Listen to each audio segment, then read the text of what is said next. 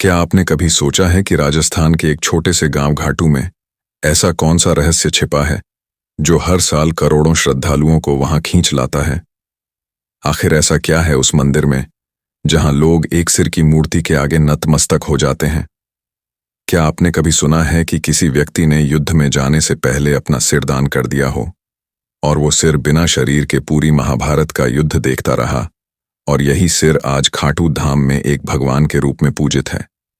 यह कहानी कोई साधारण देवता की नहीं, यह कहानी है बारबरीक की, घटोत्कच के पुत्र की, एक ऐसे वीर की जिसे श्री कृष्ण ने स्वयं कलयुग का भगवान घोषित किया था। लेकिन सवाल यह है, क्यों बर्बरीक ने ऐसा क्या किया कि कृष्ण को उनका सिर मांगना पड़ा? और क्या सच में खाटू श्याम वही बारबरीक हैं? हर साल फाल्गुन महीने में करीब 1 करोड़ से ज्यादा श्रद्धालु खाटू श्याम के दरबार में हाजिरी लगाते हैं। कई लोग दावा करते हैं कि उनके यहां जाने भर से उनकी अधूरी मनोकामनाएं पूरी हो जाती हैं। किसी को नौकरी मिलती है, किसी को संतान सुख, तो कोई मृत्यु के मुंह से लौट आता है। क्या यह केवल संयोग है या खाटू श्याम जी में वाकई कोई अलौकिक शक्ति है? खाटू श्याम के मंदिर के भीतर एक अनोखा वातावरण रहता है।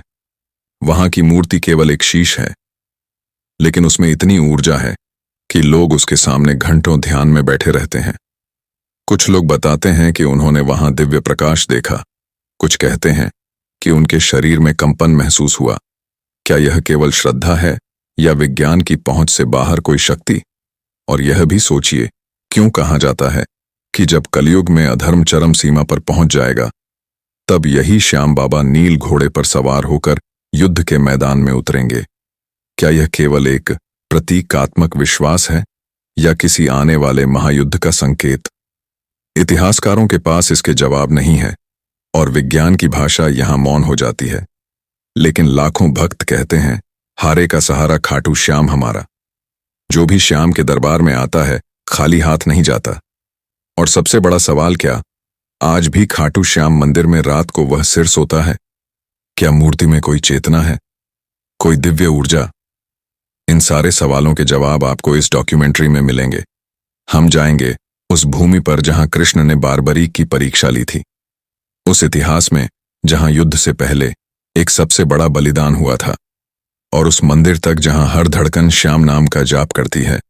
तैयार हो जाइए एक ऐसी यात्रा पर जहां आस्था, इतिहास, विज्ञान और रहस्य सब एक साथ मिलते हैं, खाटू श्याम के दिव्य और रहस्यमयी संसार में। लेकिन उससे पहले अगर चैनल पर नए हैं तो वीडियो को लाइक करके चैनल को सब्सक्राइब जरूर कर लें। यह आपके लिए तो फ्री है, पर इससे हमारी काफी मदद हो जाती है। साल 2019 की बात है। राजस्थान के सीकर जिले का एक व्यापारी दिल्ली के एक बड़े अस्पताल में जिंदगी और मौत की जंग लड़ रहा था।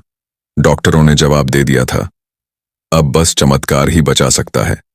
घर वाले टूट चुके थे, लेकिन तभी उस व्यापारी की पत्नी ने एक फैसला लिया।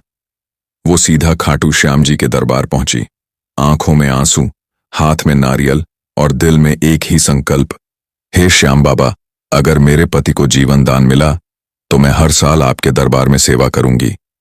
कहते हैं अगले ही दिन उस व्यक्ति की हालत में चमत्कारी सुधार हुआ। डॉक्टर तक हैरान थे। लेकिन यह सिर्फ एक कहानी नहीं है। ऐसे हजारों किस्से खाटू धाम से जुड़े हैं, जहां विज्ञान की सीमाएं खत्म हो जाती हैं और आस्था शुरू होती है। राजस्थान की तपती रेत पर जब सूर्य की किरणें पड़ती हैं तो लगता है मानो इतिहास की कोई सुनहरी परत जाग उठी हो। इस पावन भूमि की हर सांस में कोई ना कोई गाथा बसी हुई है।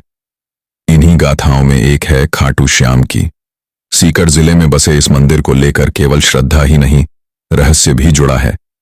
कहते हैं यह मंदिर केवल एक पूजा स्थल नहीं, बल्कि एक ऐसी जीवित गाथा है जो आपको महाभारत काल से जोड़ती है, एक ऐसे योद्धा से मिलवाती है जो युद्ध में लड़ने नहीं सिर कटाने आया था, एक ऐसा वीर जिसने श्री कृष्ण की एक परीक्षा के लिए अपना शीश तक समर्पित कर दिया, वह भी हंसते हुए।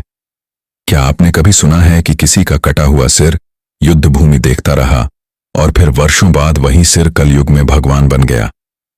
यह वही स्थान है जहां सिर की पूजा होती है, शरीर की नहीं, जहां मंदिर के गर्भगृह में कोई सामान्य मूर्ति नहीं, बल्कि एक ऐसा सिर विराजमान है जिसे वर्षों तक जमीन के नीचे दबा रखा गया था। क्या वाकई वह कुंड जहां से यह मूर्ति निकली आज भी दिव्य ऊर्जा से भरा हुआ है? और यह कैसे संभव है